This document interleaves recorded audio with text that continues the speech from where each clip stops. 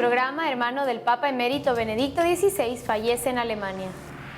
Papa Francisco dona respiradores para enfermos de coronavirus en diversos países. Obispos en México hacen un llamado para trabajar en unidad ante los retos que está dejando la pandemia. Hola amigos, bienvenidos a EWTN Noticias, soy Silvia Ordóñez. Qué gusto que estén con nosotros, soy Eddie Rodríguez Morel. Iniciamos el programa con una lamentable noticia y es que el hermano del Papa emérito Benedicto XVI falleció hoy en Alemania a la edad de 96 años. Conozcamos los detalles. Hoy, 1 de julio, falleció en Ratisbona, Alemania, el hermano mayor del Papa Benedicto XVI a los 96 años. George Ratzinger nació el 15 de enero de 1924 en Pleiskirchen, cerca de Altötting, en Alemania. Sus padres fueron Joseph Ratzinger, un oficial de policía, y María Ratzinger. Además del Papa emérito Benedicto XVI, tenía una hermana, María, que falleció en 1991.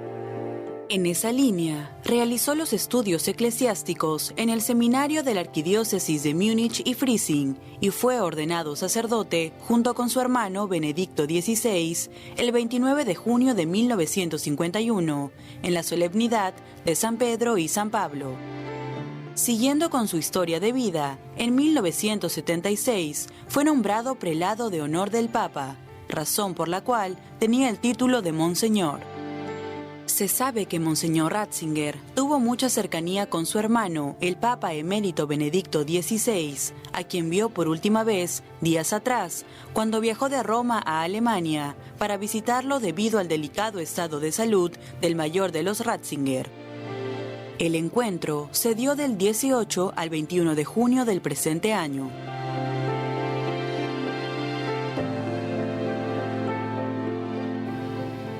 Nuestras condolencias a la familia Ratzinger por esta triste noticia. Al mismo tiempo creo que es importante también destacar que fue una persona que tuvo una vida muy bonita y sobre todo muy entregada a los demás. Así es, en la familia aprendemos a apoyarnos unos en otros. Es así que podemos llegar a ser la plenitud de nuestra persona al servicio de los demás, y esta fraternidad, esta hermandad tan especial de sangre y también de vocación de los hermanos Ratzinger ha sido un referente también para muchos en la iglesia. Así es que estoy seguro que el Papa emérito seguirá contando con su hermano y él, por supuesto, con su hermano aquí en la tierra y con nuestras oraciones también en este momento.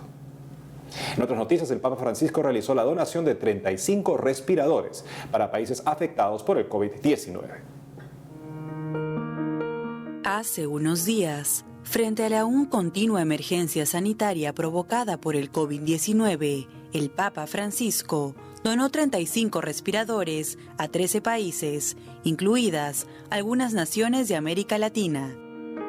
Esto se dio a conocer a través de un comunicado en el que la Limosnería Apostólica de la Santa Sede informó que los ventiladores pulmonares fueron destinados a 9 países latinos, 2 africanos, 1 asiático y 1 europeo. En este sentido, las donaciones se realizaron a través de las nunciaturas apostólicas y se destinaron 27 respiradores para países latinoamericanos como Haití, Bolivia, Brasil, Ecuador, Venezuela, Colombia y México.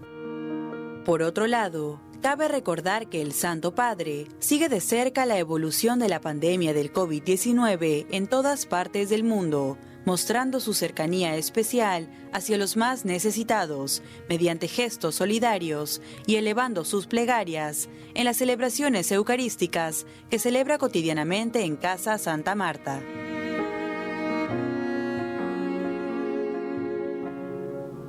Y nos vamos ahora hasta México para ponernos al contacto con nuestro corresponsal Diego Colín, quien nos trae información sobre los obispos del país, quienes hicieron un llamado a trabajar en unidad ante los retos que ha dejado la pandemia del COVID-19. Adelante, Diego. Hola Silvia, hola Eddie, los saludo desde la Ciudad de México para contarles que ante los desafíos generados por la pandemia sanitaria del coronavirus, los obispos de México hicieron un llamado para resolver en unidad los complejos conflictos a los cuales nos enfrentamos. El episcopado mexicano compartió palabras esperanzadoras ante el dificultoso panorama que se vive y que trae consigo innumerables preguntas y profundos cambios mediante 6 abrazos simbólicos y urgentes. a los enfermos y vulnerables, a los pobres y desamparados, a los que sufren por la violencia, a la cultura democrática, a la comunidad educativa y a todo el pueblo de Dios. En resumidas cuentas, en este mensaje urgieron a los políticos, empresarios y sociedad a poner al centro de toda decisión al pobre y sus necesidades, por lo que pidieron a las autoridades garantizar un sistema de salud accesible y de calidad, apoyar a empresarios para que puedan sortear la crisis económica y el despido masivo de personal, solucionar las grandes carencias y desigualdades del sistema educativo nacional, hacer efectiva la justicia que implica la seguridad de los ciudadanos, el castigo a los culpables de la violencia y del crimen organizado y evitar a toda costa la polarización ideológica. En otra noticia les comento que aunque pareciera que la pandemia frenó el desplazamiento humano, la realidad es que migrantes ingresan al país diariamente en busca de asilo. A través del albergue Belén, uno de los más importantes por su ubicación en la frontera sur de México, la Iglesia Católica en la diócesis de Tapachula atendió cerca de 2.000 solicitantes de refugio en estos 6 meses del 2020, provenientes principalmente de Centroamérica y Haití. Aquellos migrantes que han pedido asilo en el país se les canaliza al sector salud y luego se les ofrece un acompañamiento legal cualificado en todo su proceso totalmente gratuito, además del acompañamiento espiritual y psicológico que se le ofrece a todos los migrantes. Monseñor Jaime Calderón Calderón, obispo de esta diócesis, explicó que a pesar de que en Chiapas se sigue viviendo los días más intensos de contagio y defunciones, se está propiciando una iglesia de puertas abiertas. Y para finalizar, les informo que a través de herramientas digitales, cientos de niños podrán continuar con su formación católica para así tener su primera comunión. Un total de 717 infantes mayores a los 9 años de edad, originarios del estado de Puebla, comenzaron el curso de catecismo en línea con el objetivo de completar su formación y recibir en diciembre su primera comunión en una celebración religiosa que encabezará el arzobispo de Puebla, Monseñor Víctor Sánchez. Cuando salió la convocatoria para realizar esta modalidad de catecismo, la arquidiócesis esperaba el registro de 200 menores de edad. Sin embargo, se recibieron 717 solicitudes. Catecismo en línea es una plataforma creada por laicos y avalada por la Dimensión Pastoral de Catequesis para ofrecer cursos y talleres que promueven los valores de la Iglesia Católica a través de la formación presacramental. Cuenta con un equipo de especialistas en educación, valores, diseño y en un sistema con el fin de ofrecer el servicio educativo. Se espera que este tipo de alternativas crezca durante esta etapa, ya que si bien en varias parroquias del país se comienza a celebrar las misas con presencia de fieles, las actividades parroquiales como es el catecismo, las pláticas prematrimoniales o los cursos de Biblia, entre otras cosas, comenzarán a regresar paulatinamente dependiendo de la pandemia. Amigos, esta es toda la información que tengo desde Ciudad de México. Les mando a todos un fuerte abrazo hasta el estudio. Reportó para EWTN Noticias, Diego López. Gracias, Diego, por la información.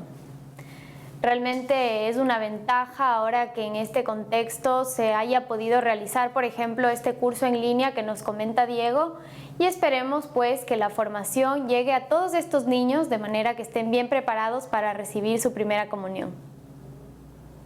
En otras noticias, hace unos días, el padre Eduardo Hayen, párroco de la Catedral Nuestra Señora de Guadalupe de la diócesis de Ciudad Juárez en México, escribió una editorial donde recordó que en la tierra todas las vidas humanas importan, porque tienen la dignidad de ser imagen de la Santísima Trinidad. Para conversar más sobre este tema está conectado con nosotros el propio padre Hayen, a quien le damos la bienvenida a WTN Noticias. Hola a todos, ¿qué tal? Me da mucho gusto estar con todos ustedes y sobre todo pues invitado por Eddie Morel, a quien le tengo un gran aprecio ya que fuimos compañeros en Roma hace mucho tiempo. Eddie, de verdad, gracias por esta invitación, me da muchísimo gusto reencontrarte y pues gracias de corazón, me haces un gran honor al estar en tu programa de EWTN. El honor es todo mío, padre, qué gusto volver a verlo. Padre, los estallidos de violencia racial son cada vez más fuertes en diversos países del mundo. ¿Cómo ha observado usted estos acontecimientos de racismo en México y cuál es la posición de la Iglesia al respecto? Bueno, la postura de la Iglesia siempre es en defensa de los más vulnerables, de los más débiles, de los más pobres, que en este caso en México suelen ser los migrantes y también los indígenas. Tenemos toda una pastoral de indígenas en la República Mexicana, en donde se les trata de promover para que se integren a la sociedad y respetar su cultura y también darnos cuenta de que nosotros tenemos mucho que aprender de ellos para nosotros mismos y además para los migrantes pues tenemos toda una pastoral migratoria a través de diferentes casas del migrante para darles un acompañamiento. Aquí en Ciudad Juárez tenemos un centro muy importante para acoger a los migrantes y bueno, pues la postura es de defensa siempre hacia ellos.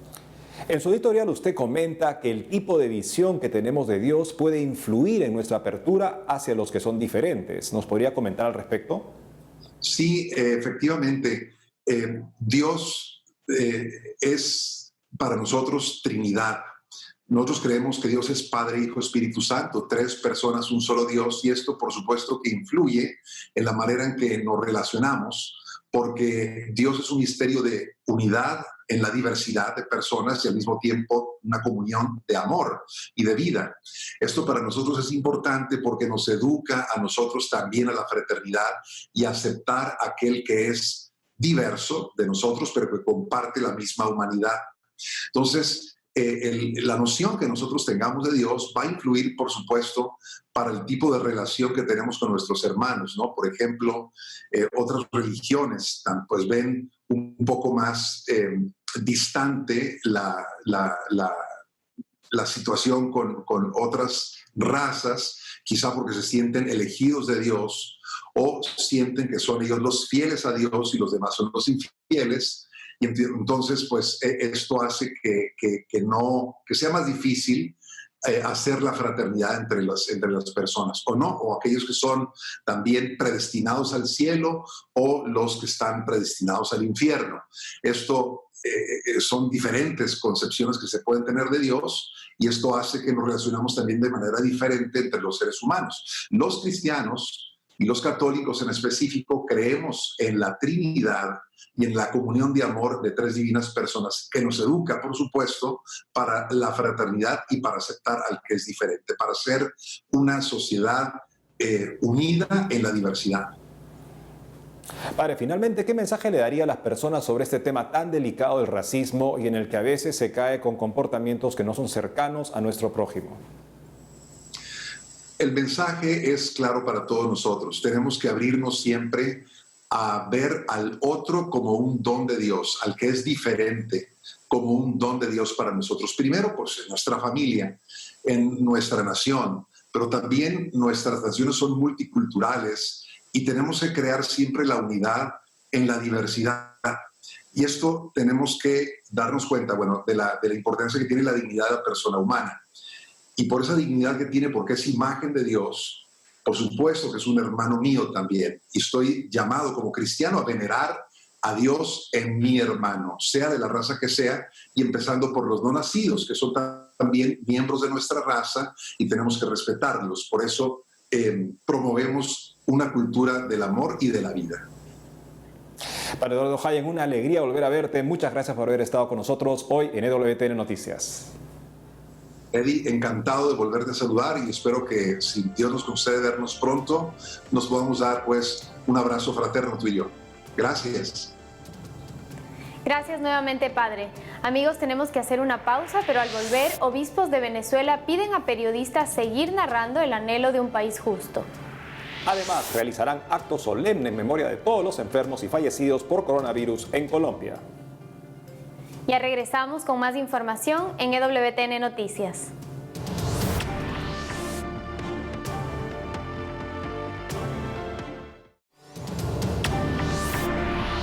Estamos de vuelta y les contamos que con motivo del Día del Periodista celebrado hace poco en Venezuela, los obispos del país saludaron a los profesionales de la comunicación por su día y les pidieron seguir narrando el anhelo de un país justo. Veamos.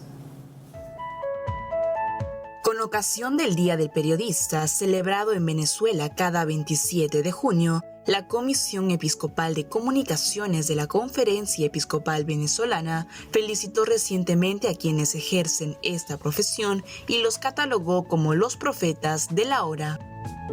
De acuerdo al comunicado publicado por el episcopado, los prelados expresaron que en medio de la pandemia por el COVID-19, los profesionales de la comunicación son los primeros narradores y los primeros portavoces de la esperanza, puesto que ejercen un periodismo capaz de contar historias que denuncien la injusticia y anuncien la verdad, así como un periodismo al servicio del bien común que brinde confianza en estos tiempos. Por otro lado, los obispos reconocieron que sus periodistas, como los primeros cristianos perseguidos por anunciar a Jesús resucitado, hoy también son perseguidos, censurados y limitados al ejercer su labor. Sin embargo, señalaron que en el marco del Día del Periodista se abre una nueva invitación a la constancia para que cada profesional de la comunicación, como profeta de la hora, no deje de narrar el fuerte anhelo de una Venezuela que trabaja por una sociedad más justa, más solidaria y más fraterna, para que así, de esta manera, se continúe escribiendo la historia de un país que no pierde la esperanza. Nos vamos inmediatamente hasta Colombia para enlazarnos con nuestra corresponsal Lida Lozada, quien nos trae información sobre las actividades que se realizarán por la fiesta de la Virgen del Rosario de Chiquinquirá. Adelante, Lida. Compañeros, estimados televidentes, un saludo muy especial desde la ciudad de Bogotá. Les comento que este año, en medio de la fiesta de la Virgen del Rosario de Chiquinquirá, con la que ya se conmemoran 101 años de su coronación como reina y patrona de Colombia, se llevará a cabo un acto solemne en memoria de quienes han resultado fallecidos y enfermos por el coronavirus en el país. Los frailes dominicos de la Basílica realizarán una jornada de oración muy especial que será transmitida por los medios virtuales y donde estarán expuestas las fotografías de quienes han resultado afectados. Queremos unirnos en oración a las víctimas que ha dejado la tragedia en el país, a las más de 3.000 personas fallecidas, a los miles de colombianos que se encuentran en clínicas y hospitales, al personal sanitario, al personal de seguridad, a toda la gente que día a día enfrenta esta grave crisis humanitaria y de salud. Los quiero invitar para que nos acompañen este miércoles 8 de julio en la noche a un gran concierto en homenaje a las víctimas. Y el 9, la fiesta clásica de Nuestra Señora al mediodía, a la celebración de la Eucaristía, en la que estaremos recordando a través de las fotografías que ustedes nos están mandando todo ese montón de rostros de hombres y mujeres, unos que han pasado ya la eternidad, otros que combaten por su vida y a los que nos sentimos muy cercanos. Estamos con ellos, estamos con ustedes y no nos olvidamos de todos los que en estos días han sufrido tanto. Y a propósito de otras consecuencias complejas que ha dejado esta pandemia a nivel socioeconómico, la Iglesia Católica continúa su labor de acompañamiento a los más necesitados en estos momentos. Este es el caso de las acciones de solidaridad y prevención que vienen adelantando la Arquidiócesis de Bogotá y su Instituto para la Construcción de la Paz, FICOMPAS, con la entrega de ayudas en mercado, elementos de aseo y dinero a familias de nacionales y venezolanos que se encuentran aquí en la capital colombiana. Hemos contado con la solidaridad de organismos internacionales como la Conferencia Episcopal de los Estados Unidos y su Secretariado para América Latina, y de la Red Cáritas, la Cáritas de Nueva Zelanda, que con los recursos del legado del señor Len Jackson han aportado a esta respuesta solidaria en crisis. Los días 26 y 27 de junio, en la parroquia de la Exaltación de la Santa Cruz, que queda en uno de los sectores más populosos de Bogotá, que es Ciudad Bolívar, en el barrio José Domingo Laín, sector Lucero Medio, se hizo entrega de 200 mercados con estas donaciones y también kits de higiene y de aseo para 200 familias. 80 de ellas son familias venezolanas que están en condiciones de muy alta vulnerabilidad. Muy bien, esto es todo por ahora desde Colombia. Gracias por seguir atentos. Informó para EWTN Noticias Lida Lozada. Gracias, Lida, por la información. Por otro lado, en la ciudad de Juli, en la Sierra Sur del Perú, se está preparando todo para restaurar una emblemática iglesia con 400 años de antigüedad y en donde se celebró la primera misa en lengua aymara. Veamos los detalles. Hace unos días, Monseñor Ciro Quispe López, obispo de la prelatura de Juli, en la Sierra Sur del Perú, anunció la restauración del templo Santa Cruz de Jerusalén de Juli, una emblemática y bella iglesia con más de 400 años de historia, en la que un jesuita en proceso de beatificación celebró la primera misa en aymara.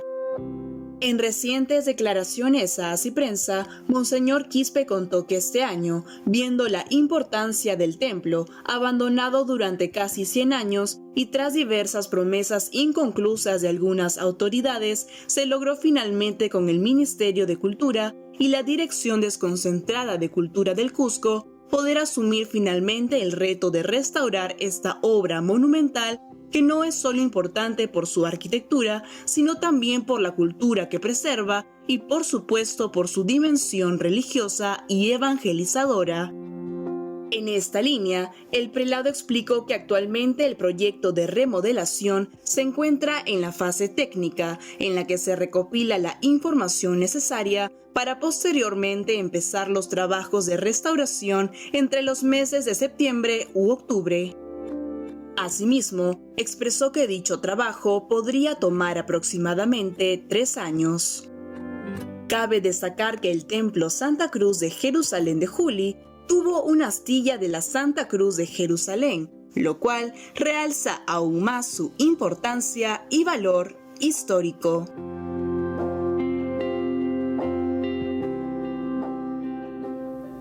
Por otro lado, les contamos que la Congregación Religiosa Femenina Hermanas Capuchinas de la Madre del Divino Pastor celebró sus 100 años de presencia en América en medio del confinamiento por el COVID-19.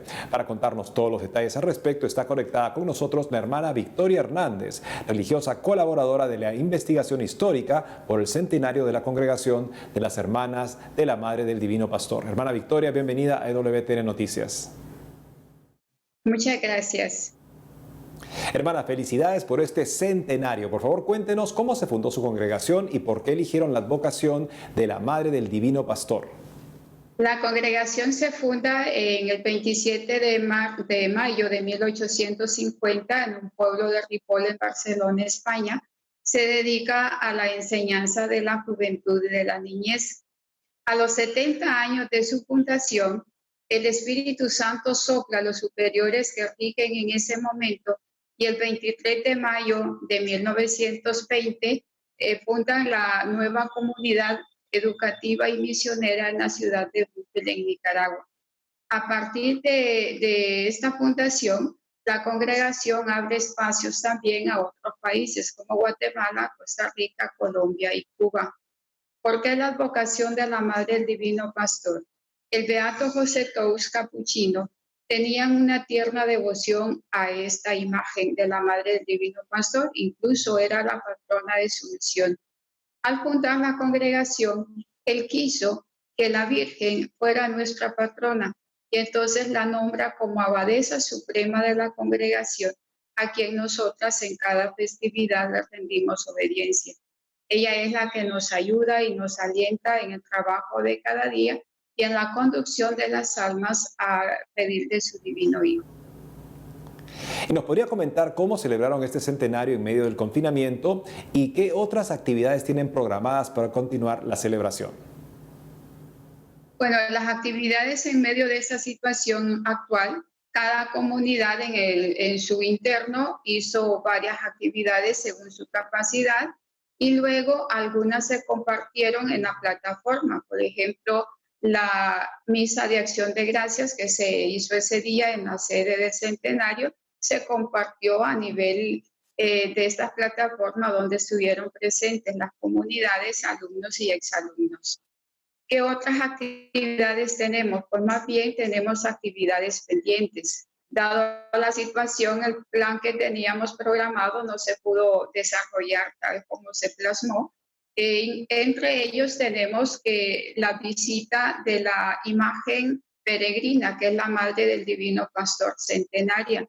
Y entonces ella anda visitando varias comunidades, tanto en Guatemala, Costa Rica, que están pendientes, algunas comunidades de aquí de Nicaragua que reciban su visita, luego Colombia y si hay posibilidad, pues también Cuba. Finalmente, hermana, ¿cuál cree que es el principal reto para su congregación hoy en día en América? Entre los retos que tenemos, pues ya hay uno de ellos como que se está concretizando y por el cual todas las comunidades estamos orando, que es abrirnos camino en otro continente.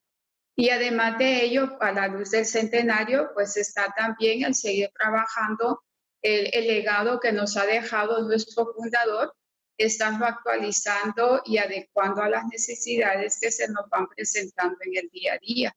Estar abiertas también al Espíritu Santo, leyendo los signos de los tiempos desde el Evangelio, siendo fieles a esas nociones desde nuestra pedagogía topsiana para responder así, según lo que Dios quiere, a esos retos y a esos signos que cada día se nos están presentando.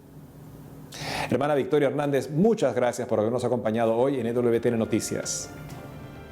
Gracias a ustedes. Gracias nuevamente, hermana. Y con eso hemos llegado al final de nuestro programa. Gracias por haber estado con nosotros. No dejen de seguirnos como siempre en nuestras redes sociales y en ewtnnoticias.com. Hasta pronto.